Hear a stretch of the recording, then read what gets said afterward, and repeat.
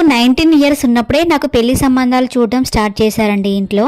బావ వాళ్ళు మాకు చుట్టాలే అవుతారండి, కానీ బావకు నాకు బావ మాత్రం తెలీదు.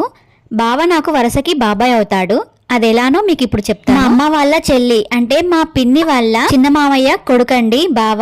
అంటే మా బాబాయ్ వాళ్ళ తమ్ముడు, అంటే సొంత తమ్ముడు కాదు, మా బాబాయ్కి చిన్నాన్న కొడుకు. అంటే పిన్ని బాబాయ్ తరపు నుంచి మాకు చుట్టాలే.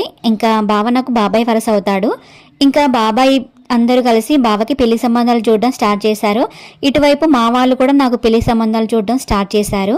మా అమ్మమ్మ వాళ్ళ ఊర్లో బాబాయ్ ఇంకా మా పెద్ద మావయ్య కలిసి బావకి ఒక సంబంధం అయితే కుదిర్చారండి. ఆ అమ్మాయి కూడా నాకు తెలుసు.